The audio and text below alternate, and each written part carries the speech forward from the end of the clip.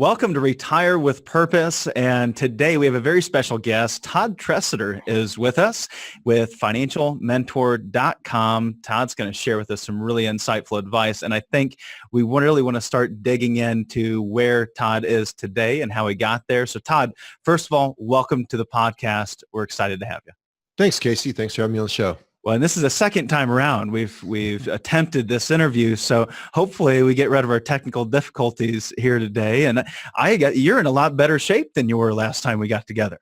Yeah. So just so people understand what shape means, it's not physical conditioning. It's I smashed a mountain bike before our last interview, and I've got multiple broken ribs. So still in a lot of pain, but we're functioning here. So good enough for talking on an interview at least. Well, Todd, you're a perfect guest for us today because you're someone that has effectively retired and found a purpose to continue to enjoy day in and day out. You live life to the fullest. You're wrecking bikes, which might not be most people's idea of living life to the fullest, but you're doing the things that you have a passion for. And one of those things you have a passion for is the business that you've started after retiring at 35.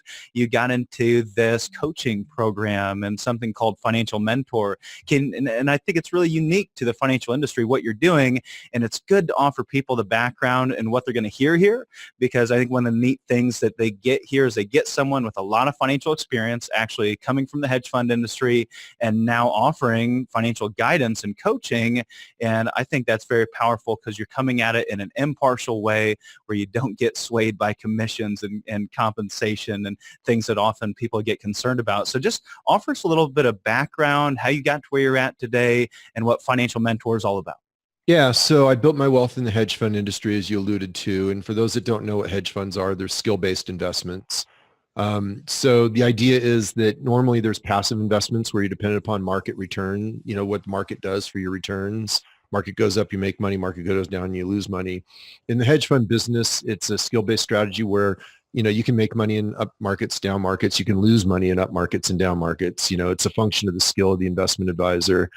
And so that was where I cut my teeth. I came on the quantitative side. So I was one of the early pioneers of quantitative research. So that's those guys that spend a lot of times at computers programming trading systems in the markets. My focus was risk management. I kind of figured out early on that the game is really risk management. There's a certain amount of opportunity in the markets, but it's the game of risk management that determines how much you net over the long term, over a full cycle. And we can go into that in a little bit if you want. But anyway, so my background was hedge fund investing and hedge fund returns. That's where I built my wealth. I then exited the hedge fund business 1998, a little early. At that point, just to give historical context, the markets were at a higher valuation than they had been even at the Great Depression, prior to the Great Depression, the big decline then. I got very uncomfortable about trying to manage risk for my clients as valuations continued to escalate. I was early. I was still learning a lot back then. I didn't have to make the decisions I did, but I chose to just exit the industry, and I entered real estate. So I took the wealth from my hedge fund business, sold that company, and got into real estate. Back then, I was buying apartments really cheap, and that was before the big run-up in the real estate boom. So I exited the stock market too early, but got into real estate a little too early, but it was still good. That's kind of my hallmark. I tend to be a little early, but generally pretty much accurate. And so rode the real estate boom until about 2005, 2006. I started getting pretty uncomfortable. I already had Financial Mentor going. I started Financial Mentor, which is the company we'll talk about here, in 1998 when I sold the hedge fund, and that's an education business. We'll talk about why I did it. But so I had Financial Mentor going at the same time I was building the real estate portfolio, had a pretty substantial real estate portfolio, got really uncomfortable starting about 2005, again, a little early. It took a while to unwind it. I had apartment buildings, large apartment buildings, commercial structures. It takes a while to sell that stuff. You don't just turn around and, sell it by clicking your mouse on a screen like stocks and bonds. I was completely out by the end of 2006, had sold everything right before the big decline in real estate. The only thing I owned was my house when the big decline finally came. And that's when I chose to really focus on Financial Mentor. Up until about 2008 or so, Financial Mentor had been kind of a sideline passion project. I'd always had this idea of a financial education company that's separate from investment product sales business. So most people get their investment education, their financial education through biased resources or unqualified resources. So that could be parents, family, things like that, or it could be from your broker, your advisor, people who have a vested interest in certain types of investments. And I wanted to provide just a pure education model. And the internet, the advent and growth of the internet gave a basis for developing a wholly different business model based entirely on education and educational product sales as opposed to investment product sales. And so that was the founding basis of Financial Mentor, was to get unbiased education out there. And it's been a long road. It's been a really tough road building it. I fumbled around with it a lot until I sold the real estate. When I sold the real estate, it was really as much about getting out of real estate as it was me committing to the financial education business. It was about me saying, you know what, I'm not okay going to my deathbed. As you can tell, I'm older. If you were looking at the video part of this interview, I'm not okay going to my deathbed without having gotten this stuff out of me. I had figured out, my clients, the people that follow me, say that my viewpoint's quite a bit different from the traditional model, and it works. And I kind of figured something different out, and I need to put it in a form that people could consume at a cost-efficient price point and make a business out of it. So that's what I've been doing ever since. Well, that's awesome. That's great value that people can get through a coaching program with an impartial resource. And that's one of the reasons I really enjoyed your book, which we're going to get to in just a moment, which was titled, How Much Money Do I Need to Retire? And yes. I think that's one of the biggest questions that people have. And this is a 60-minute financial solutions. You've put different ones of these out. And being that we are a retirement planning show, I think it makes a lot of sense for us to answer the biggest question that most people have. And I think there's probably some folks that are going to be listening to this going, well, Todd retired at 35 years old, but he was in the hedge fund business. He was making all kinds of money. How can, the average person can't just retire at 35? That just is impossible for most people. I think that's how most people feel today. And do you think that what you did as far as kind of pseudo retiring at age 35, do you think that other people can accomplish that early in life if they don't have, exceedingly, huge, just really large incomes? So first of all, the criticism would be valid. Okay. So the fatter your income, the easier it is to do, right? Because you think about it, it takes a certain amount to live a comfortable lifestyle. And so if you have a huge income above that, it's very easy to save a high percentage of your income and not suffer on lifestyle. And so if your income's much lower, let's say you're a school teacher as an example, and it takes most of your income just to support your living needs, it's much harder to save a high percentage of that income. And so from a savings-based model, that criticism would be valid. However, in the end, the criticism is not valid at all. And the reason for that is a lot of people who are, quote unquote, retiring early, achieving some level of financial independence at an early age, 35. I was kind of an early pioneer in the field, but there's a lot of people doing it now. There's a whole movement out on the internet called the FIRE movement. FIRE is an acronym for Financial Independence, Retire Early.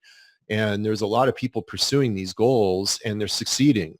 So it's to say that, oh, only Todd could do it because he had a fat income. First of all, the criticism is valid because a fat income makes it easier, but the criticism itself is fundamentally invalid because there's a ton of people doing it. You just have to have the right model. You have to prioritize it as the goal. In other words, you're not going to save 50, 60, 70, 80% of your income. I mean, like I was saving 70, 80% of my income, which was easy because the income was big. But, there's people saving that on much smaller incomes too. And the difference is they're just very dedicated. It's a priority for them. They want to achieve the goal, and they manage their entire financial lives and their personal lives to achieve that objective. So it is achievable, but it's not easy. It takes commitment. You got to be determined to do it. You got to have a smart strategy, and you have to apply it relentlessly to get the goal. Well, and you didn't retire in the traditional sense, which, as you alluded to, that is something that's kind of evolving. Retirement still is a relatively new concept. And today we've got folks that are thinking about retirement completely different. We're working with people that are 50, 65 years old, and they're stepping into retirement going, I don't just want to sit on the back porch. I don't want to just move to Florida and relax for the rest of my life or watch TV on the couch for the rest of my life. I really want to start something new and live a fulfilling life, a fulfilling purpose. And that's what you really did, is I think what Carrie Oberbrunner talked about in one of our past podcasts, one of our initial podcasts, where he wrote a book called Day Job to Dream Job. And that's really what I see you doing here. You didn't just hang it up and sit back and relax. You went from a day job that maybe you didn't really enjoy, and maybe I got that wrong, but you can tell us that. And then you started more of a cash flow business, I guess I could call it, and did things that you really enjoyed. What did that look like? How did you retire at 35? I've loved all the work I've done at the times I've done it. So like when I was in the hedge fund business, I was absolutely fascinated with figuring out how to build models around the markets. For me, it was about building a cash flow machine, an investment return machine. Because again, I was building quantitative based models and I was fascinated with the subject. Just as I'm fascinated with the business I'm in now, which is about building cash flow off internet based business models. And about educating people and about driving value through those models and how you do it and still have a viable business. So I've always been fascinated with what I'm doing. The difference, I think, or the key point you're driving toward here, Casey, is that I can do it based on fulfillment. In other words, if Financial Mentor had to support me, it would have died long ago. I worked on Financial Mentor for years and years and years before it ever paid the bills. It was a long road to success because it was a fairly unproven model at the time. I was the first financial coach on the internet, legitimate financial coach on the internet, the first one. I was the one that pioneered that whole subject. When I, back, this is before the days of Google, you'd have Alta Vista and all that. When you'd search financial coach, back when I had Financial Mentor, I was running a full-time coaching business. There was like 8 or 9 returns for the term financial coach. And all but me were financial advisors using the euphemism of financial coach, right? They were trying to reposition themselves away from financial advisory profession because it's basically second only to attorneys for reputation, right? It's not a well-loved profession, so people are always trying to repackage themselves, like, oh, I'm a financial coach instead, whereas I legitimately pioneered it as an education business operating under the education exemption within the financial advisory laws, which strictly governs what you can and cannot do as a coach. So anyway, and I talk more about that on the website. I have a whole section explaining the difference between financial coaching and financial advice. So, I've always loved what I do. But the key is I do it because that's what I want to do. And I try to build smart business models. But that isn't necessarily the fully driving force. And that's what you're getting at. Like this business now is about fulfillment.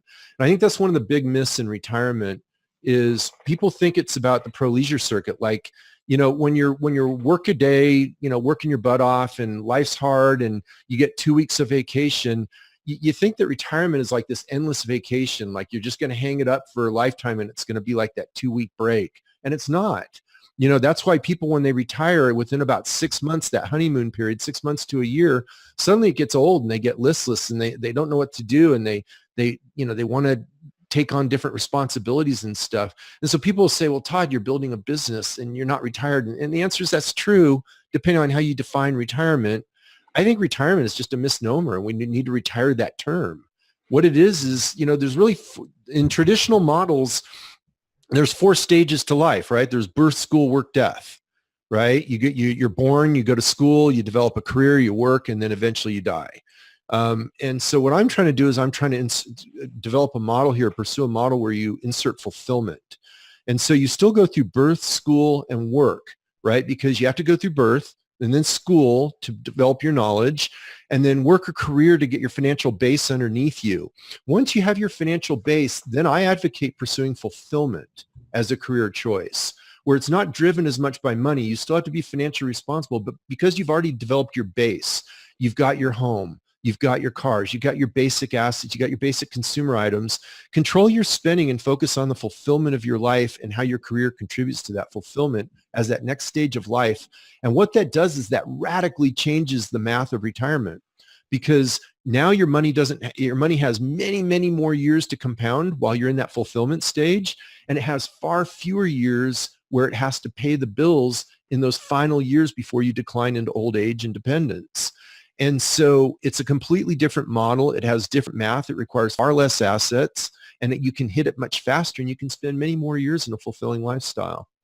Well, I think what you hit on there is something that I'm really passionate about. You found yourself at 35 and you set yourself up in such a way that you could have financial independence so that you could take some risks that you wouldn't have been able to take otherwise. It enabled you to Exactly. take some risks with your business and live this fulfilling life. I always ask at our live events one question and all our podcasts, which is, if you could take one word and define retirement, what does that mean to you? And I had a room of 60 individuals that were together here last night. And when I asked that question, immediately there was a gal over to my right that said death. And I thought, boy, wait, I mean, what a sad outlook on what retirement is all about. And I think you're really trying to turn that around. Yeah. Retire, the word retirement, to me, retirement is just a euphemism for old age financial independence. And so what we really want to do is get rid of the old age and say, let's pursue financial independence at any age. And the sooner, the earlier. And there's different models you can adopt in order to do that. So you can pursue a lifestyle model like I had there. So basically in the book that you're referring to, I provide 3 models, one of which is the lifestyle model I was referring to, right? Where you can reshape your lifestyle to change your numbers, which then changes your ability to quote unquote retire or at least pursue fulfillment as a priority in your life. And then another one is a cash flow based model. And another one is the traditional model, which is the asset accumulation followed by amortization of those assets. Now, none of the models are necessarily better or worse than another. What they're all doing is they're providing different perspectives on the same puzzle. And so, because there's not a right, wrong answer here. There's just different perspectives based on what you want and what fits your life and your needs.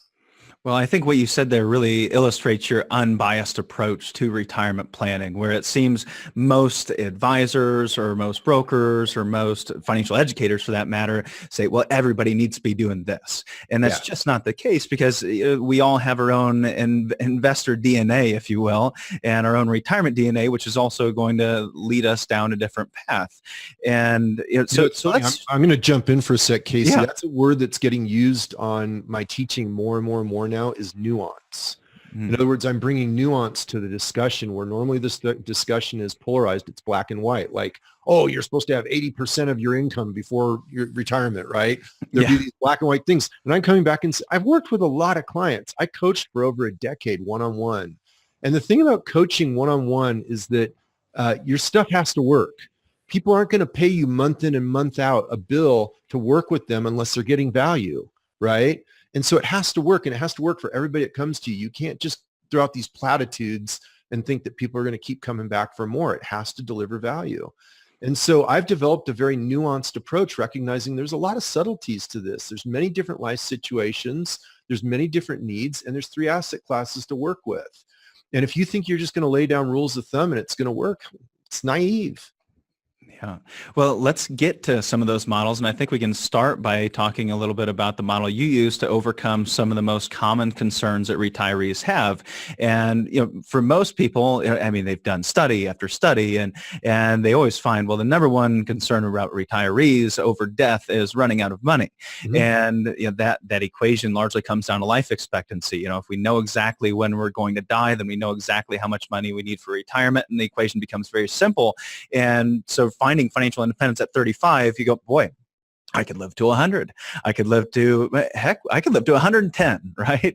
And with that being a reality and a difficult thing for you to predict, let alone at 55 or 60, but at 35, how did you overcome that risk of running out of money, or really determining your life expectancy as part of the financial equation? Yeah, so let's get clear on the problem first. Okay, the problem is in the traditional model, traditional model was never designed for retirements that run 30 plus years. The traditional model, when it was set up, when Social Security was set up, the average life expectancy was 65. Gee, what a surprise! Retirement age was 65. It was a neutral model, right? There were supposed to be workers compensating for those that survived beyond. That's why the age was set at 65. That was life expectancy. And so now life expectancy has grown to where one spouse of a couple that is at 65, depending on the study you look at, you could get a life projection of at least one of the spouses making it to 95. Sometimes it's less. Some people say 92. And those numbers are growing every year.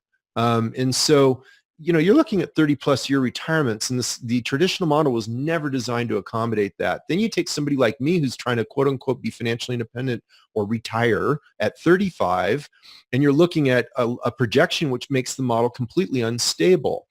So that's the key point I want to drive home is the traditional model is unstable for long periods of time. It's perfectly acceptable for 20-year retirements or lower, right? And so like I've worked with clients where, they're in their 70s and they've got numbers in the 20 years or less, right, for life projection.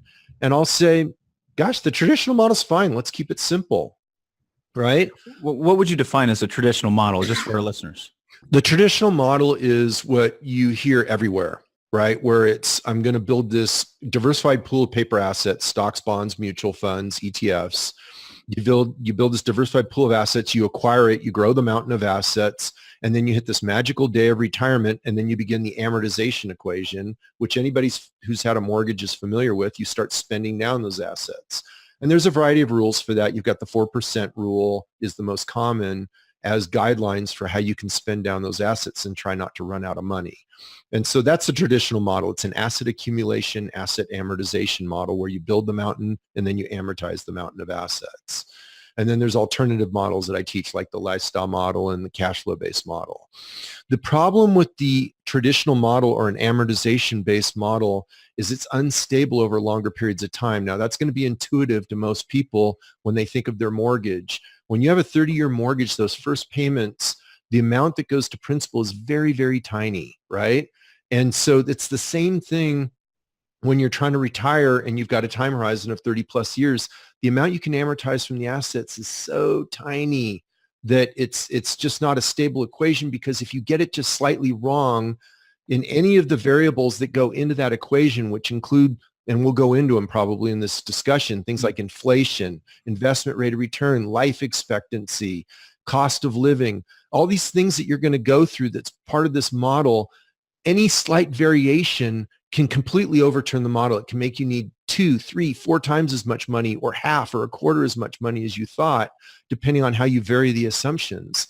And so it's completely unstable. And so intuitively, most people get that. My experience in working with people who've spent some time developing their financial knowledge, you can always tell because they're pretty uncomfortable with the traditional model. They get that it's unstable, fundamentally unstable. I was shocked when I sold the hedge fund and I was trying to pursue a traditional retirement, because I was making a lot of mistakes like everybody else I didn't know at the time. And so I started looking at traditional retirement plan model. I went, oh my gosh.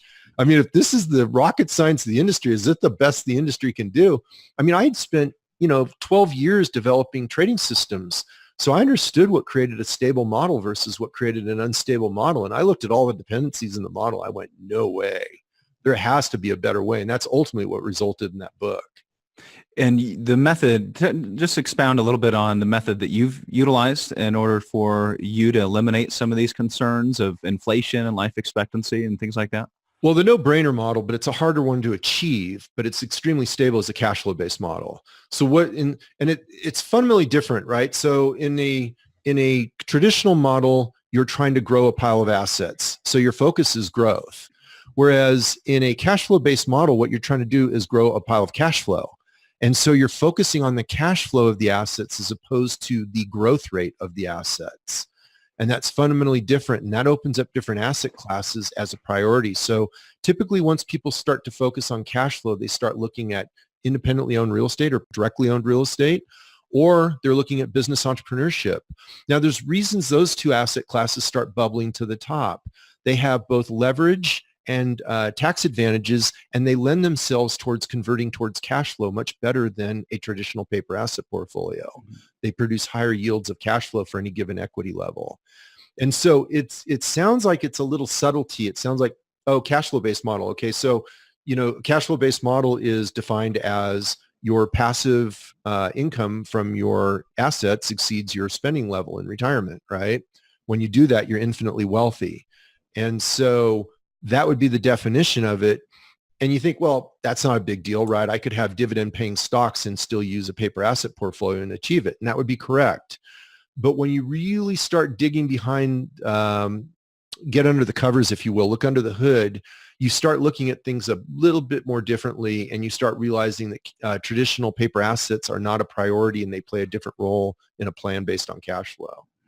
Yeah, and I think Harvard did a study here not that long ago that talked about this generation of retirees that have been focused on accumulating assets for so long, decades and decades, just focusing on that top line number, my averaging 7% or 10% or 5% or 6%, and then getting to retirement saying, well, I've made 7% a year for the last 30 years, and if I only need 4% income, I should be perfectly fine. No, no, no, no, no, no, This no. is a big risk because they're focusing on investment return on the asset, not return of the asset or cash flow, which puts a different focus on the things you talked about, whether that's businesses or real estate or annuities or dividend equities, places that can generate income or yield on a regular basis rather than just return on investment. Does that make sense? Yeah, it makes sense. And there's also a huge thing in there that we've got to drop into this conversation, which is sequence of returns risk.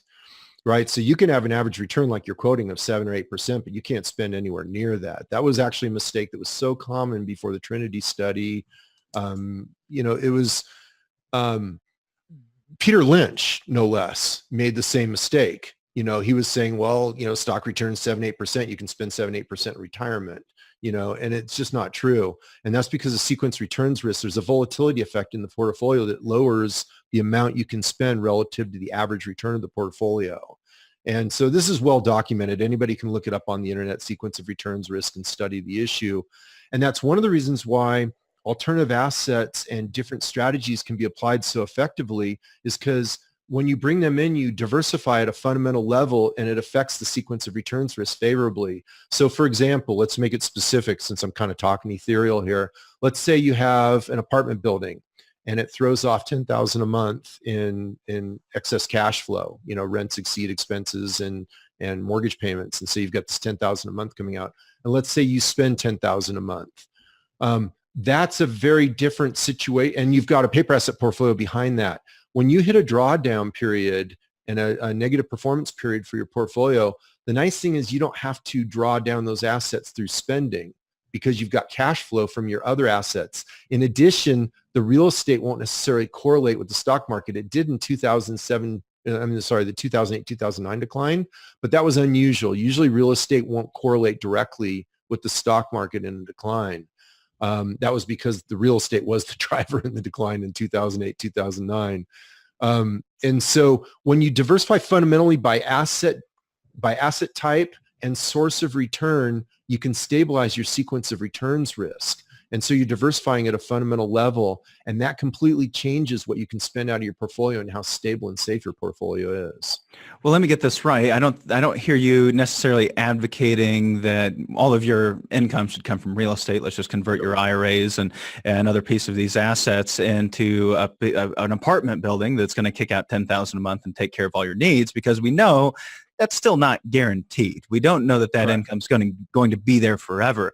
And I think this brings back us to a concept that you touched on in your book, which was called the three buckets of risk. Mm-hmm. Would that be applicable to the discussion here? Yeah. So buckets of risk is a strategy where it's applicable, but it's slightly different. Okay. So let's back up a second. Let me address what you were saying, and then we'll go into buckets of risk. I would never bet my financial security on any one asset class or any one strategy, no matter how good or how much history you have with it. So to me, people that are investing in passive index funds and they think they're going to retire off passive index funds, I wouldn't do it any more than I would be willing to take the opposite side and say I'm going to retire just off of a real estate portfolio, or there's people who retire just off their business income. I think that each one has its own risk profile and it's unique. And what you want to do is diversify those risk profiles so they never overlap. And, that's the objective. Is it easy to do? No, it takes some effort. But you don't ever want to concentrate your risk in one specific risk profile. That's just too dangerous. Because the reality is eventually it's going to come home to bite you. I mean, risk always comes home to bite you at some point. It's just, it's a question of when, not if. And so you've got to have the other strategies and asset classes in place for when that occurs to stabilize things. So do you want me to go into buckets of risk now? Yeah, sure. I think that is very applicable, right? Having different buckets of risk for different types of expenses, right? Yeah. So the idea in buckets of risk is nuanced from that, though. And that the idea is that you have different expense priorities. Okay. So there's certain spending you have to do just to support your lifestyle, right? Like if you own your home outright, you still have to buy food. and you've got to pay for insurance and pay for health bills and whatever. If you don't own a home, you still got your mortgage payment. There's certain expenses you're going to incur that you're just not all that flexible on. And so that's that lowest bucket of risk. You can take the least risk with that. And so that's where, like when I've worked with clients on building their wealth plans, you want to start developing bases of cash flow that cover those primary expenses that you've got to incur. You're going to incur them every month. You've got to be able to support them. And then you've got a different class of expenses, that second bucket. And those different class of expenses are things that are optional, like travel, getting a new car, going out to dinner. These are what we'll call luxuries. They're not necessities. You can kick the can down the road on those if you hit hard times. So let's say you get 2, 3, 4 years of adversity in the markets and you get a really bad bear market. You don't have to keep spending down that portfolio at the same rate. You can pull back on your spending, and most people do. They naturally do that as the assets decline. And so that's the buckets of risk model. And so what you do is you try to isolate the lowest risk assets and identify cash flow based assets that can support that primary need for spending. So for some people, I've had clients where they had extremely lucrative, their company offered very lucrative conversions from 401k assets into annuities.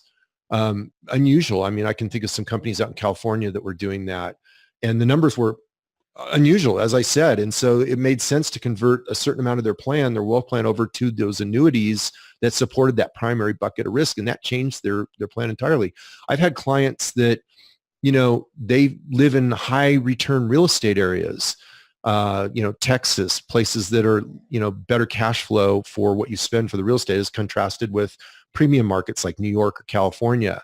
And those clients have found that they can convert a lot of their paper assets into cash flow producing real estate, and they'll get a higher yield that's more stable, and they can do that for that lower bucket of risk, that primary spending need.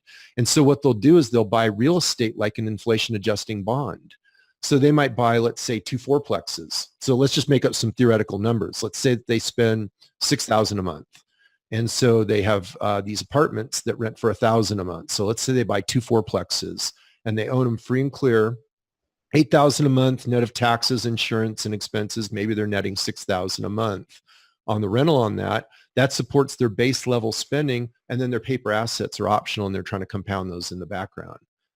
So that's an example of buckets of risk. You could use it with annuities. You could use it with fully paid for real estate. You can do a lot of different things with it to make it work. Well, and that's, I really like where we're headed with that, because that is something we talk about all the time on our show and in our books, is paychecks versus playchecks is how we have defined that, right? So we have these paychecks. We have to have this payment every single month to cover our basic expenses we can't live without. And then we have these other needs, these playchecks, those other buckets of risk, and we can cover those paychecks with more secure income sources, be that annuities or pensions, social securities, and then we can get into those playchecks and provide it with, say, real estate income or dividend equities and more at-risk cash flow income sources. So I really like what you've said there, but I have to make sure we get to something that I found to be really interesting in the book, and I think can provide a lot of value to the listeners, and that is really diving deeper into this traditional retirement planning, because as our listeners are going around, they're shopping and meeting with different financial advisors, they're running into this traditional retirement planning model that typically uses some type of financial calculator. And you tear apart financial calculators in your book, and I love it. And because we just had a couple the other day that had come into our office for a first visit, and we had gathered the information, we put together a plan, we got together a second time, and they said, well, you guys told us that we're not going to be able to retire right now. You want us to postpone our retirement for a couple of years because you think it's too risky. The other guy we met with just the other day, he said that we're going to be able to retire and we should just go ahead and step into retirement. So we're going to go work with him because he told us we could retire and you didn't. Yeah, I think that exhibits a real problem with the retirement calculator. Yeah. So, the retirement calculation is only as accurate as the assumptions that are put into it. Right. And so retirement calculators, first of all, let's kind of get a balanced perspective on them. I mean, I have a retirement calculator. It's one of the most popular on the internet. It's called the Ultimate Retirement Calculator, pretentiously named, but for good reason. I've used it. It is good. Thanks. Yeah. It was designed specifically for working with my coaching clients. It's free on the internet. You can link to it in the show notes. I don't make anything off it other than the advertising revenue on it. So it's just a service. But I did it because nobody else had one designed the way I wanted it designed for how I work with it, because I do scenario analysis with clients. I try to create bands of confidence intervals based on scenario analysis. We also plot different asset mixes to see how it affects, because people are often shocked once they start playing with cash flow versus amortization-based models. They don't realize how easy it is to do on a cash flow basis.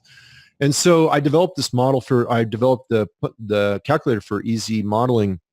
But to get to your question, the problem with retirement calculators as they are traditionally used, which is what you're getting at here, is they are dependent upon assumptions. There's a variety of assumptions. So let's kind of go through a few key ones and understand why they're so unstable and why there's such a problem here and why you could get two qualified financial planners giving completely different results. The first assumption is life expectancy, which we touched on earlier. Your assets have to support a certain amount of life expectancy. Now, the traditional approach is they'll take an average life expectancy from IRS tables or insurance tables. And such a model works for IRS or insurance. It does not work for an individual. There is no statistically valid life expectancy for a sample size of 1, which is what you have and what I have and what everybody listening has. We are all sample sizes of 1, and I could die today. Hope not, but I could. Or I could live for another 30 years, 40 years, who knows? Depends on how things go. Excuse me, scratchy throat. Let me clear again. So anyway, that means on life expectancy, you have to bet on a very long one, because the alternative is to risk running out of money. And so that puts you in the position of being your own actuary. And the unfortunate reality is you have to defer to risk management, and you have to choose a very long life expectancy. Other people will choose an average. That'll change your numbers considerably. Now let's go to two key numbers. There's a couple key numbers that'll affect your retirement planning. One is your savings rate as a percent of your income. Your savings rate as a percent of your income is your single most important factor in the early stages of retirement planning. So I call this the life cycle of wealth. Okay. In the early stages of the life cycle of wealth, the most important thing is your savings rate as a percent of your income. That's the biggest determinant to your overall wealth in your lifetime. In the later stages, it's your return on investment net of inflation. So let's look at those two numbers, return on investment net of inflation, because ultimately that'll determine your entire outcome. Your return on investment is an assumption that people just throw in there. They have no idea how to estimate it accurately. And so they'll typically choose long-term returns from the stock market. They'll say, hey, the stock market's returned 8%. I'll throw that down as an average return. Or they'll make an equally bad mistake, but it's a different mistake, but it's equally as dangerous. And they'll choose Monte Carlo based assumptions, where there'll be randomization of returns, or they'll take historical returns and run scenario analysis using actual historical returns. Now, let me interrupt. Monte Carlo, that was a casino, right? Well, Monte Carlo is a sampling algorithm that they use. It's just the name for it, right? It's kind of funny that it is the same name as one of the most famous casinos in the world. Right. Now we're going to base our whole retirement success on this. Well, we can laugh, but it's state of the art in retirement planning today, right? Is they'll use Monte Carlo algorithms, they'll put them in, and they think they're doing something smart. But the problem is investment returns are not random, despite all the research that shows it. There's a definite relationship between sequence of returns risk and your expected return as correlated with the starting valuation at the beginning of your holding period. So if you look at market valuations and interest rates at the beginning of the holding period, it'll give you a better understanding of what your expected return is over 10 to 15 years.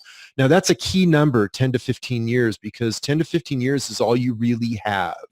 And this is what you're getting into here is something you called the investment returns triangle, I believe, which is ultimately a tool to help us figure out which return number we should really be using, which is one of the most important numbers we can plug into these retirement calculators. Bingo. So investment return and inflation. So first of all, let's recognize that nobody knows their investment return. You're sitting here plugging numbers into a retirement calculator, and you're supposed to assume an investment return over the next 30, 40, 50 years, depending on what age you are when you're doing this calculation.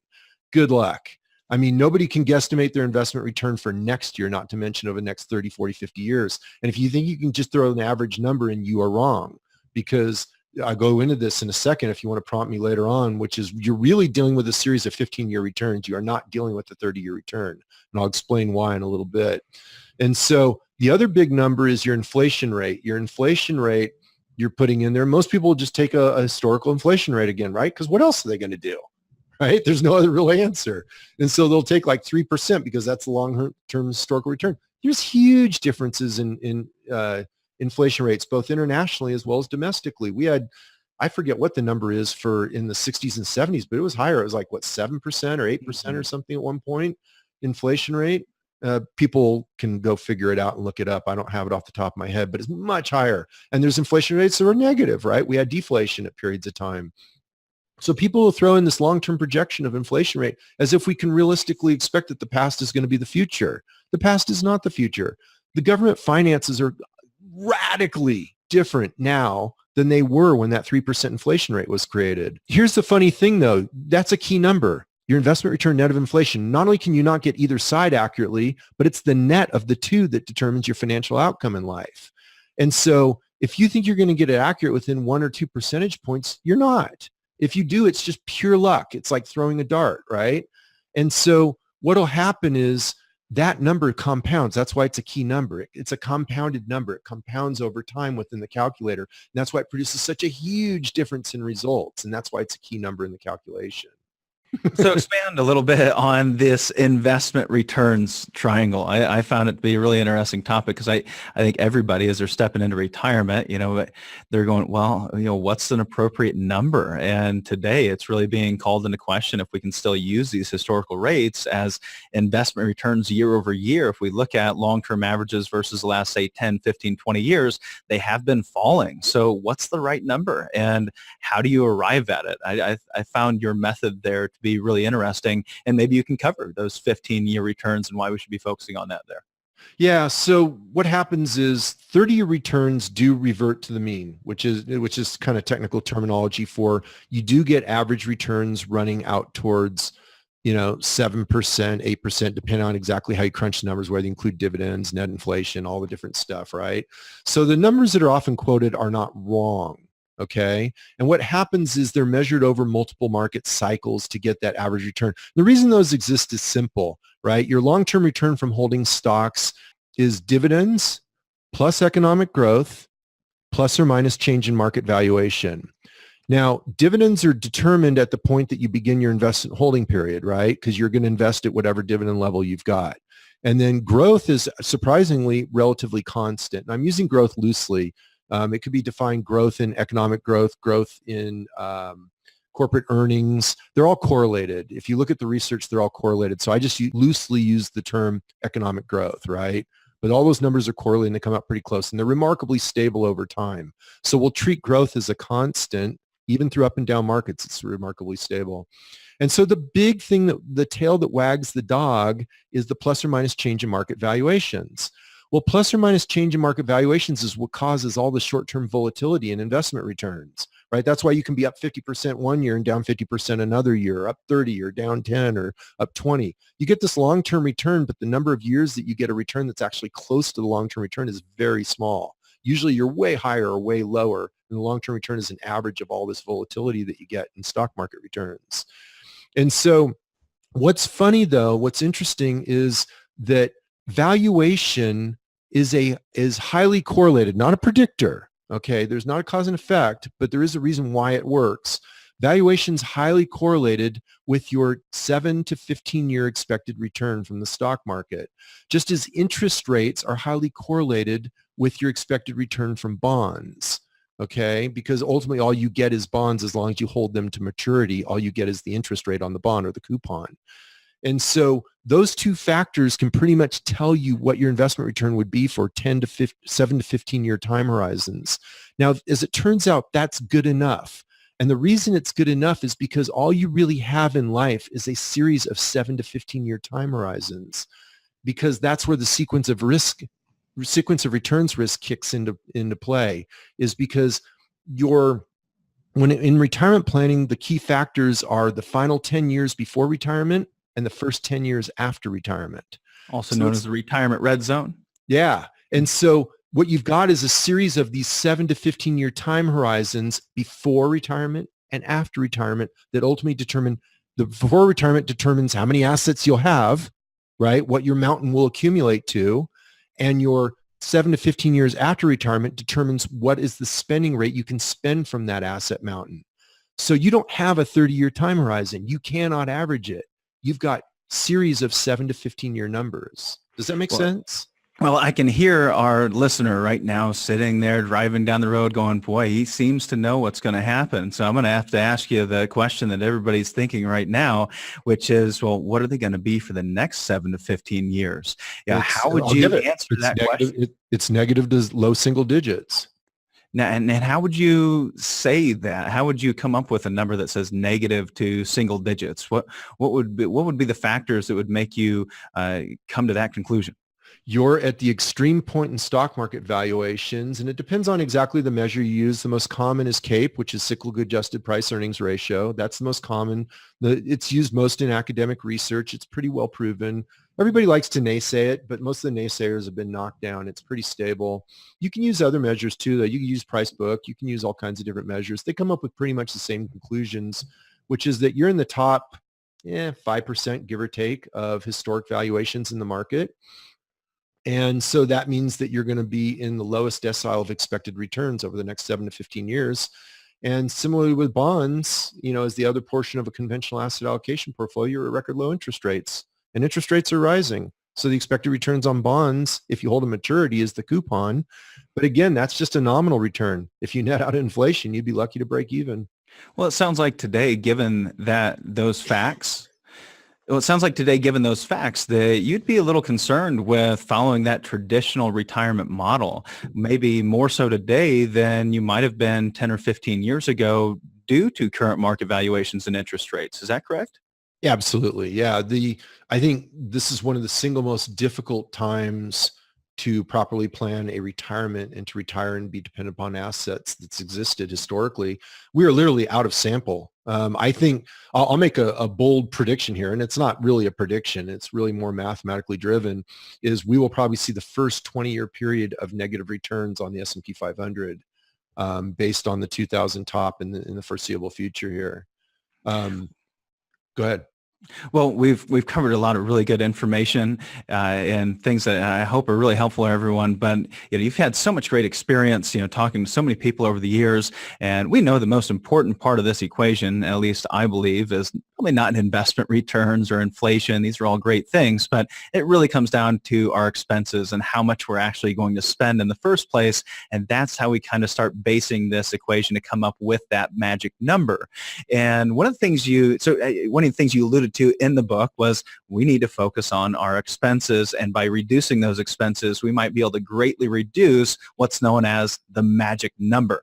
And you shared a story in your book about how you were able to shave $1 million off of one of the clients you worked with magic number by adjusting their expenses or working with them on their budget. So I'm really curious, how could you possibly eliminate $1 million from the required amount that someone might need as they step into retirement? Yeah, so the math is really simple, right? So you've got the 4% rule is really the rule of 25, right? It's the reciprocal, right? So the reciprocal of the 4% rule is the rule of 25, which means you've got to have 25 times the assets of what your annual retirement spending is, right? So then you can take, to really simplify that, you can take and say, well, let's make it the rule of 300, which is 25 times 12, right? So you get it down to a monthly number. So now it's 300 times your monthly spending, just to make it really clear. And so for every $1,000 you reduce off your monthly spending, you reduce roughly, and these are just rules of thumb, right? But their approximations are reasonably accurate. They do hold up when you actually start playing tighter with the calculator. You'll see they hold up pretty close. And so rule of 300 says for every $1,000 you reduce in spending, you'll knock 300,000 off your required asset level. And so it's not hard to knock 3,000 a month off certain people's spending patterns. Most people who have been earning good money have gotten pretty relaxed about how they structure their lifestyle. So if they're $1 million short, it's usually a lot easier to knock 3,000 a month out of spending and still lead a fulfilling life than it is to figure out how to work long enough to accumulate another $1 million. Well, and so they're just different approaches to the equation. You can come at it from reduce the spending, because ultimately financial independence, the assets is just a multiple of your spending level. I mean, that's the simple understanding. Well, I'm sure that with all of your experience meeting with all these people over so many years that you've had some pretty funny stories along the way and some pretty interesting conversations. Can you share with us any of the funny stories that might have come up along your path here? Oh, Casey, I'm going to let you down. I've done so many. It's like my brain is numb. I'm not coming up with anything right off the top of my head. I'm sorry to let you down on Well, that. hopefully we get to that our next interview, the next time we get together and we can dive a little bit deeper, maybe into one of your other books that you've put out that are just so valuable. And I hope people that head on over to Financial Mentor and pick up some of these great resources that can really cut through all the garbage that's out there and give you some black and white, really common sense advice. And as we wrap up, I'd like to ask you maybe one of the more stock questions that we have, and that is, if you could deliver one 5 to 10 second message to the entire world, what would it be and why? Life is short. Live fully. The whole reason I pursued financial independence was not because I wanted a pile of money. It's not because I want to drive a fancy car. It was because I wanted to live my life free for the bulk of my life. I didn't want to be bound by having to work to make money. This game is about fulfillment. It's about pursuing a life that's worth living. It's about not having to report to the man and work each day on something you don't want to work on. If you love your job, great. If not, get financially independent and go do something you want to do. Well, being that you retired at 35, I'm wondering if you could go back to that time when you were 35 years old and revisit yourself, what kind of advice would you give to that person? Buy more real estate. I'm serious. That's the one mistake I made. I did it the hard way. Because I was in the hedge fund business and I was building paper asset models, I was completely focused on paper assets. The world's easiest model when you're young is just to buy a bunch of real estate and put it on fully amortizing fixed rate mortgages. And in 20, 30 years, you're guaranteed. You got it down. You just got to hold the asset long enough. Well, that was a business my dad was in for over 40 years. We started by living in a little apartment, and he got a little house, fixed it up, and we lived in over a dozen homes that I remember as a kid, and we ended up owning apartments. And he was an investment advisor. He was in the financial advice business for over 40 years, but his real life savings, his wealth was created in real estate. And they say the majority of millionaires today are created in the real estate industry, and I see that time and time again with the people that walk into our office. Yeah, the majority of wealth is actually created through business entrepreneurship. Real estate is second. So business entrepreneurship creates the bulk of wealth. Real estate is second. Paper assets is a distant third. And where you find wealth in paper assets is very discouraging, because people get wealthy in paper assets, they're generally very old. In other words, it's accumulation of assets over a very long period of time and compounding over a very long period of time. And so if you want to have your assets when you're really old, great, pursue the traditional model. But if you want to enjoy your life and pursue fulfillment, you're going to have to look at non-traditional models. Well, I think what you said there is very insightful, because we hear the statistic that most wealth is created in real estate, but that's kind of pertaining to the traditional investment-based model and not this freedom and independence model of going out and starting as an entrepreneur and creating your own business and creating your own cash flow and your own independence, which is what you've done. And it's so cool to see someone that's gone through that. And I hope that we get a chance to get you back on the show and dig a little bit deeper into so many other topics that you have that are so valuable. Thank you for joining us. Oh, thanks for having me on the show, Casey. Do you have anything else you'd like to share with our listeners before we depart? Yeah, so the hub of everything I do is financialmentor.com. That's the main website. I have social media outlets, but I drag social media around like a ball and chain. I do it because it's part of the business. And so really go to financialmentor.com. I have one of the largest collections of financial calculators. They're free on the internet. I have thousands of pages of printed content, educational content, all free. And there's courses for people that want to take it to the next level. And there's some books for people that want to take it to the next level.